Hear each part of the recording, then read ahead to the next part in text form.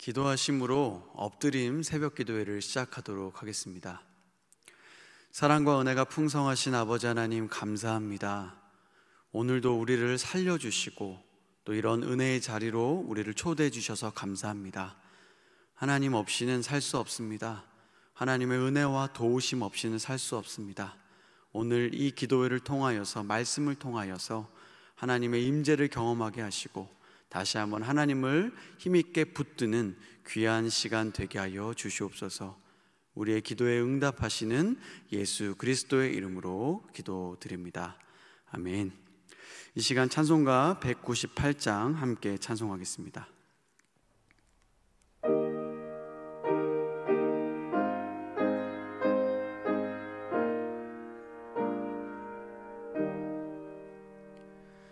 주 예수 해변서 떡을 떼사 무리를 먹이어 주심같이 영생의 양식을 나에게도 풍족히 나누어 주옵소서. 생명의 말씀인 나의 주여, 목말라 주님을 찾나이다. 해변서 무리를 먹임같이 갈급한 내 심령 채우소서. 내 주여 진리의 말씀으로 사슬에 얽매인 날 푸시사 내 맘의 평화를 누리도록 영원한 생명을 주옵소서. 성령을 내 맘에 보내셔서 내 어두운 영에는 밝히시사 말씀에 감추인 참 진리를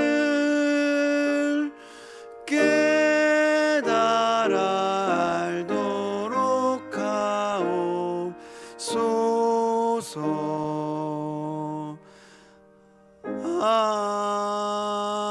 아멘. 오늘 하나님께서 우리에게 주신 말씀은 요한복음 6장 1절에서 15절까지의 말씀입니다. 신약 152쪽, 생명의 삶은 106쪽입니다. 이제 제가 하나님의 말씀을 봉독합니다. 그 후에 예수께서 디베랴의 갈릴리 바다 건너편으로 가시매 큰 무리가 따르니 이는 병자들에게 행하시는 표적을 보았음이로라. 예수께서 산에 오르사 제자들과 함께 거기 앉으시니 마침 유대인의 명절인 유월절이 가까운지라. 예수께서 눈을 들어 큰 무리가 자기에게로 오는 것을 보시고 빌립에게 이르시되 우리가 어디서 떡을 사서 이 사람들을 먹이겠느냐 하시니, 이렇게 말씀하심은 친히 어떻게 하실지를 아시고 빌립을 시험하고자 하심이라. 빌립이 대답하되 각 사람으로 조금씩 받게 할지라도 200데나리온의 떡이 부족하리이다. 제자 중 하나 곧 시몬 베드로의 형제 안드레가 예수께 여짜오되 여기 한 아이가 있어 보리떡 5개와 물고기 2마리를 가지고 있나이다. 그러나 그것이 이 많은 사람에게 어떻게 되겠사옵나이까? 예수께서 이르시되 이 사람들로 앉게 하라 하시니 그곳에 잔디가 많은지라 사람들이 앉으니 수가 5,000명쯤 되더라. 예수께서 떡을 가져 축사하신 후에 앉아있는 자들에게 나눠주시고 물고기도 그렇게 그들의 원대로 주시니라. 그들이 배부른 후에 예수께서 제자들에게 이르시되 남은 조각을 거두고 버리는 것이 없게 하라 하시므로 이에 거두니 보리떡 5개로 먹고 남은 조각이 12바구니에 찼더라.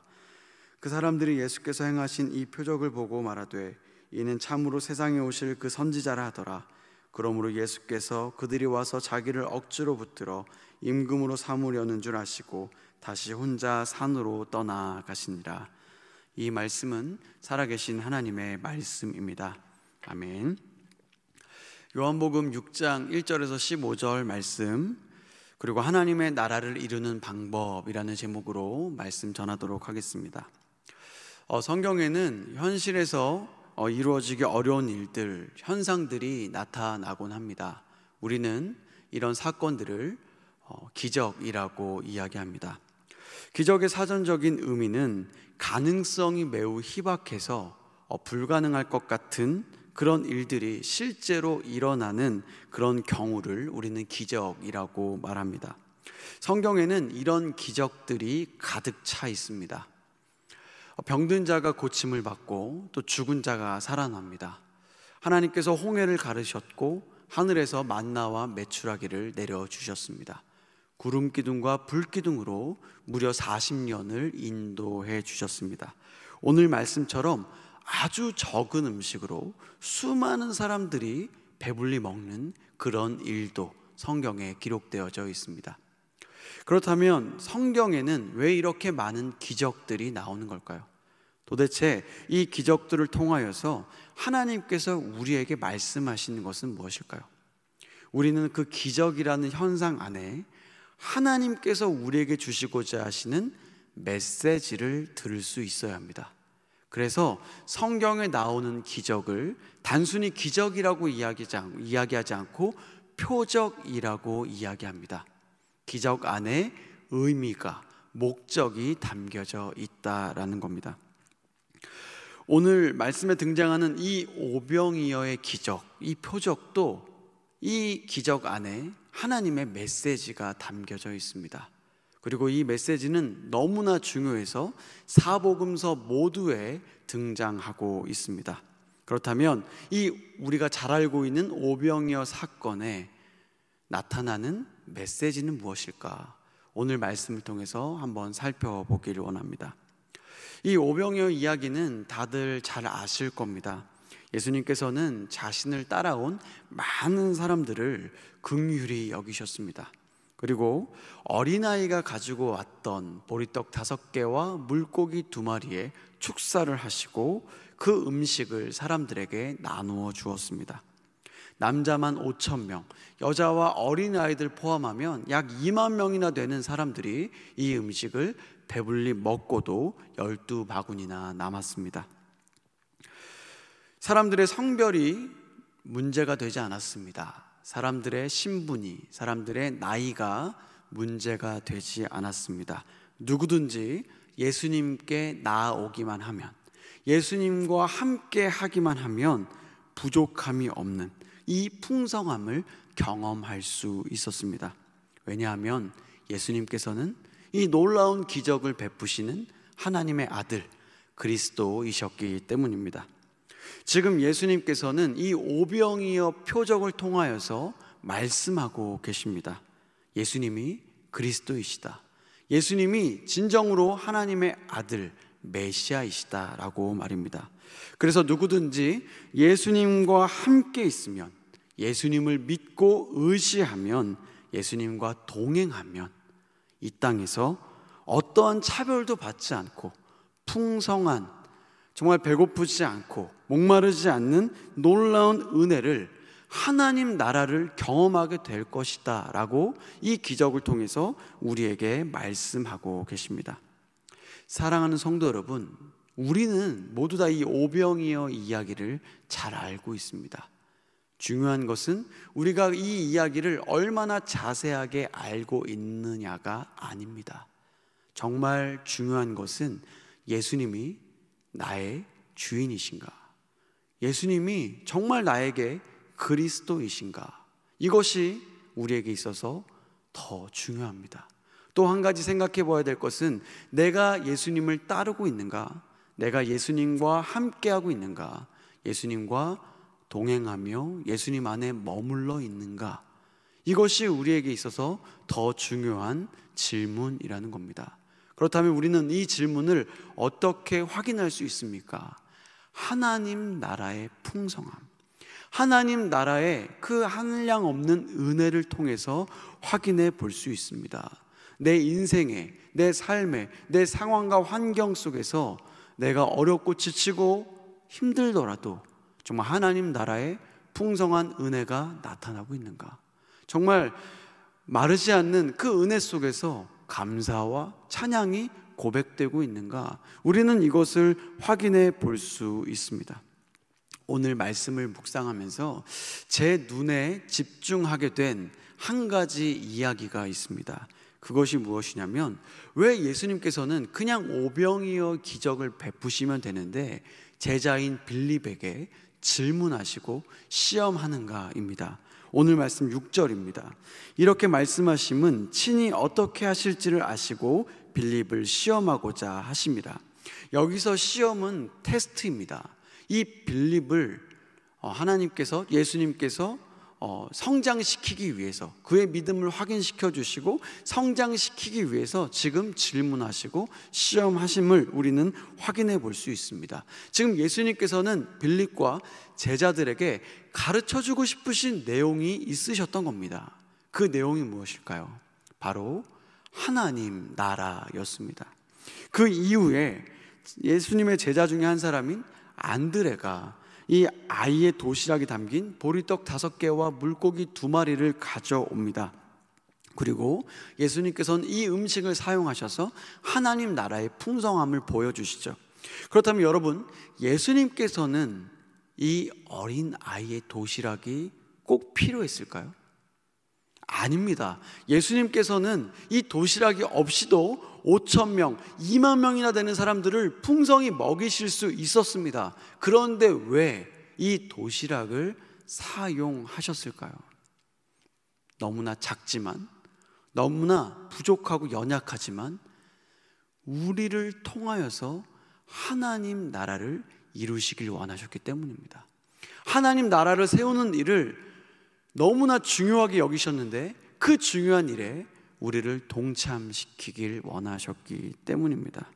그렇다면 우리는 어떻게 하나님의 일에 동참하며 하나님 나라를 세울 수 있을까요? 오늘 말씀을 통하여 3가지로 한번 정리해 보도록 하겠습니다. 첫 번째로, 하나님의 나라는 연약한 사람의 자원하는 헌신으로 세워집니다. 연약한 사람의 자원하는 헌신으로 세워집니다. 오늘 말씀 9절입니다. 여기 한 아이가 있어 보리떡 5개와 물고기 2마리를 가지고 있나이다. 그러나 그것이 이 많은 사람에게 얼마나 되겠사옵나이까. 예수님의 제자 안드레가 한 아이를 데려옵니다. 말씀에도 한 아이가 있어 라고 기록되어져 있습니다. 너무나 중요한 역할을 한 아이인데 이 아이의 이름이 기록되어 있지 않습니다. 이 아이는 무명입니다.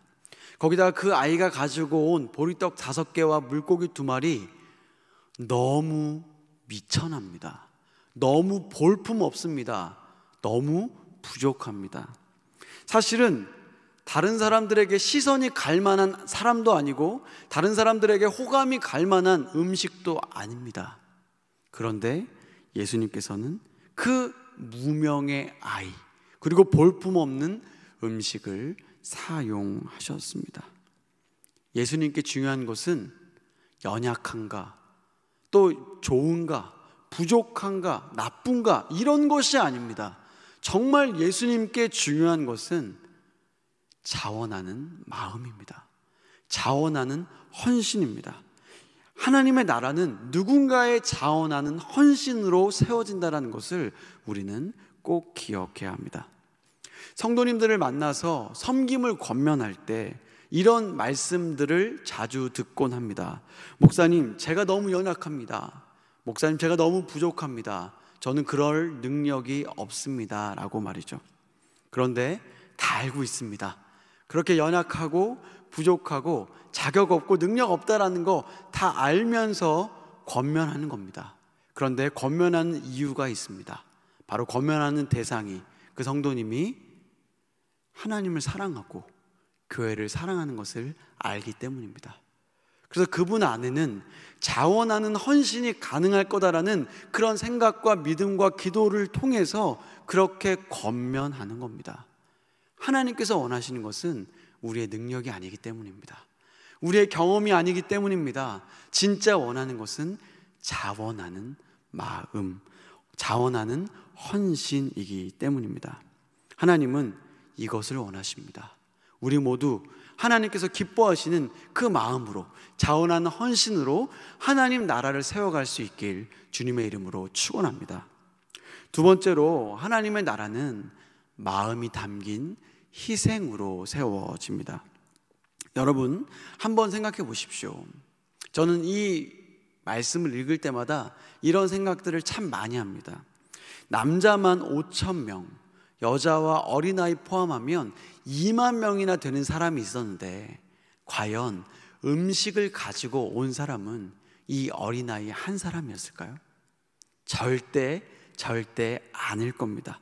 수많은 사람들이 음식을 가지고 왔을 겁니다.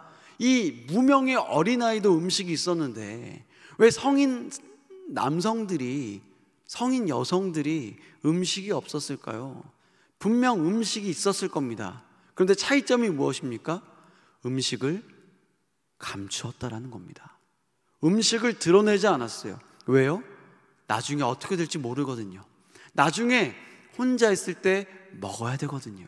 그래서 어린 아이만 예수님께 음식을 드렸고, 많은 사람들은 음식을 꽁꽁 숨겼습니다.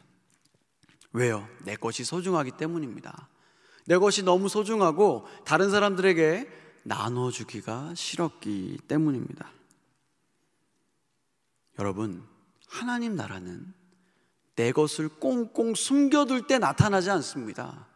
내 것이 다른 사람들에게 흘러갈 때, 그럴 때 하나님의 나라가 나타납니다. 여러분, 소중할수록 거저 얻어지는 것은 없습니다. 대가를 지불해야 됩니다. 희생이 필요합니다. 자녀가 온전히 성장하기 위해서는 분명합니다. 부모님의 희생과 헌신이 필요합니다. 여러분, 희생의 결정체가 무엇입니까? 바로 십자가 아닙니까? 예수님께서 우리를 구원하시기 위해서 하나님이신 예수님이 십자가에 달리셨습니다.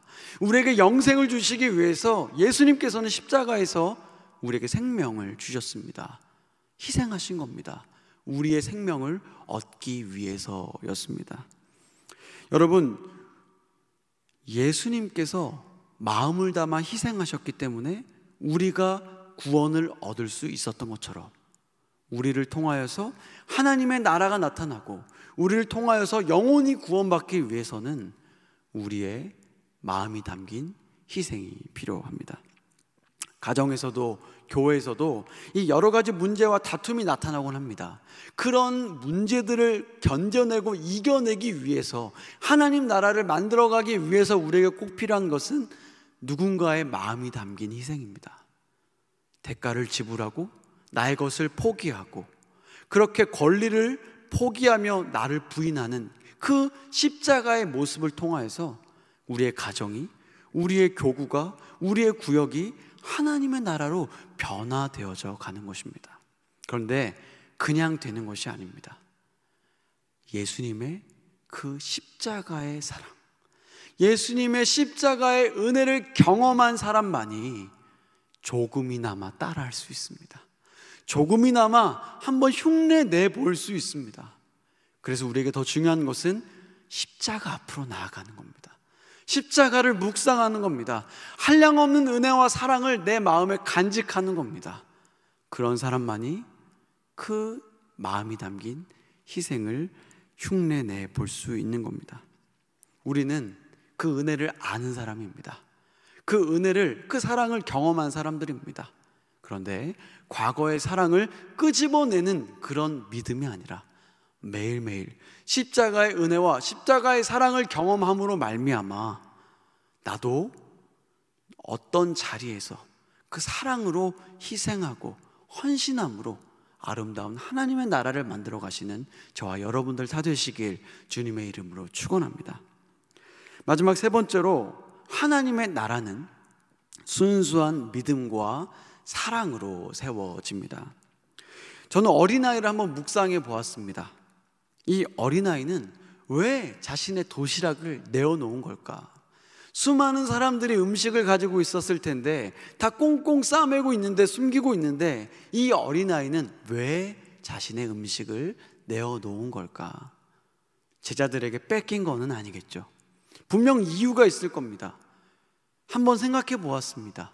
이 아이는 왜 여기 있을까?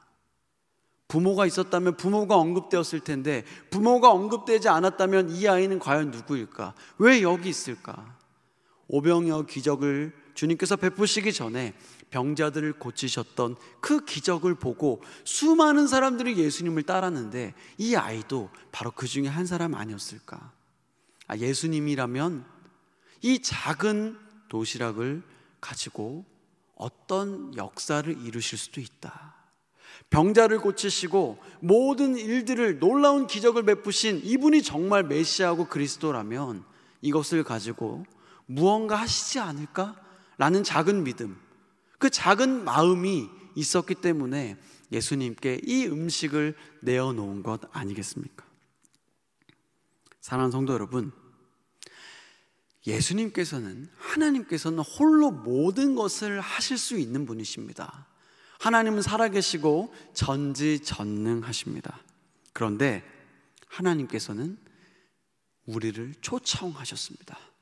우리를 초대하셨습니다. 홀로 하나님의 나라를 이 땅에서 경험하게 하실 수 있는 분인데 우리와 함께 하고 싶으셔서 우리를 초대하시고 우리를 초청하시고 우리를 부르셨습니다. 누구도 차별받지 않고 용납받을 수 있는 곳, 누구도 결핍을 느끼지 못하는 그런 풍성한 은혜가 있는 곳으로 함께 나아가자고 지금 우리를 부르고 계신 겁니다. 이를 위해서는 우리에게 필요한 것이 있습니다. 자원하는 헌신과 마음이 담긴 희생과 순수한 마음과 주님을 향한 사랑이 필요합니다. 이건 결국 우리의 마음과 우리의 중심을 원하신다는 것을 우리는 깨닫게 됩니다. 예수님께서는 모두 배불리 먹고 난 뒤에 그리고 말씀하셨습니다. 남은 음식을 다 거두어오라.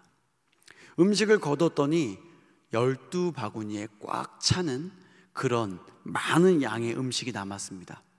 저는 여기서 다시 한번 생각해 보았습니다. 아니 왜 하필 12바구니였을까? 예수님께서는 전지전능하신데 딱 맞게 음식을 베푸실 수 있었을 텐데, 아니면 12바구니가 아니라 100바구니, 1000바구니가 넘는 그런 음식을 남게 하셔서 다음 날에도 먹게 하실 수 있는 분인데 왜 하필 12바구니였을까? 여러분들이 잘 아시는 것처럼 이스라엘에게 12이라는 숫자는 굉장히 중요한 의미가 있는 숫자입니다. 왜냐하면 12지파를 상징하는 숫자이기 때문입니다. 12지파, 하나님의 백성들, 유대인들을 상징합니다. 지금 유대인들은 예수님을 받아들이지 않고 있습니다. 예수님을 믿지 않고 있습니다. 예수님을 거부하고 있고 계속 예수님을 시험하고 있는 사람들이 유대인들입니다. 그런데 예수님께서는 남은 음식을 12바구니에 꽉 채우시면서 말씀하시는 겁니다. 지금은 나를 믿지 못하고 있는, 지금 나를 신뢰하지 못하고 있는 너희들 내가 끝까지 포기하지 않을 거다. 너희들도 하나님 나라를 경험할 거다. 결국 너희들도 믿게 될 거다. 지금 이 먹을 것이 이만큼 남아있으니 언제든지 나에게 오라. 언제든지 12바구니에 꽉 찬 이 음식을 12지파 모두가 나와서 먹으라라고 말입니다. 사랑하는 성도 여러분, 우리도 믿어지지 않을 때가 있습니다. 우리에게도 믿음이 부족할 때가 있습니다. 순종하기 어렵고 헌신하기 어렵고 희생하기 어려울 때가 있는 것이 사실입니다. 마치 유대인처럼 말입니다. 하지만 예수님께서는 우리를 위해 양식을 예배해 놓으셨습니다. 예수님께서는 12바구니에 꽉 찰 만큼 우리가 먹고도 남을 만한 은혜를 준비해 두셨습니다. 이제 우리는 예수님께 나아가면 됩니다. 이제 우리는 다시 한번 예수님을 의지해 보면 됩니다. 예수님을 붙들면 됩니다. 우리가 그렇게 다시 한번 예수님을 붙들고 예수님과 함께하며 예수님 안에 거할 때 하나님 나라의 풍성한 은혜와 생명력을 경험할 뿐만 아니라 연약하고 부족한 우리를 통하여 주님께서는 하나님 나라를 세워 가실 줄 믿습니다. 이렇게 하나님의 동역자로 하나님의 나라를 세워가는 일에 멋지게 쓰임 받으시는 저와 여러분들 다 되시길 주님의 이름으로 축원합니다. 아멘. 함께 기도하겠습니다. 사랑과 은혜가 풍성하신 아버지 하나님, 오늘 우리에게 하나님의 음성을 들려주시니 감사합니다. 하나님, 저희를 다스려 주시옵소서. 예수님, 저희를 인도하여 주시옵소서. 그래서 부족하고 연약한 우리를 통해 우리의 가정이, 우리의 교회가 하나님 나라 되게 하여 주시옵소서. 연약한 우리의 작은 헌신과 마음이 담긴 희생과 주님을 향한 순수한 믿음과 사랑을 사용하셔서 우리를 통해 하나님의 나라가 온전히 세워질 수 있도록 인도하여 주시옵소서. 하나님, 우리 안산제일교회가 말씀과 기도로 더욱 세워져 가길 원합니다. 이를 통해 맥체인 성경 읽기와 1만 시간 기도 운동을 하고 있사오니 온 성도가 동참하여 하나님과 더 친밀해지는 한 해 되게 하여 주시옵소서. 사랑하는 담임 목사님과 늘 함께 하셔서 말씀의 권능과 사랑의 모습으로 안산제일의 양무리를 잘 이끌어갈 수 있도록 도와주시옵소서. 하나님, 봉헌한 손길들이 있습니다. 이들에게 복의 복을 넣어주시고 하늘의 만나와 이 땅의 풍성함으로 채워주시옵소서. 하나님, 오늘은 주일입니다. 오늘 드려지는 예배 가운데 하나님의 임재를 경험하고 우리의 속사람이 변화되는 은혜가 있게 하여 주시옵소서. 우리의 전부이신 예수님의 이름으로 기도드립니다. 아멘. 하늘에 계신 우리 아버지, 아버지의 이름을 거룩하게 하시며 아버지의 나라가 오게 하시며 아버지의 뜻이 하늘에서와 같이 땅에서도 이루어지게 하소서. 오늘 우리에게 일용할 양식을 주시고 우리가 우리에게 잘못한 사람을 용서해 준 것 같이 우리 죄를 용서하여 주시고 우리를 시험에 빠지지 않게 하시고 악에서 구하소서. 나라와 권능과 영광이 영원히 아버지의 것입니다. 아멘. 계속해서 나라와 민족, 교회 그리고 말씀을 붙들고 기도의 자리로 나아가도록 하겠습니다.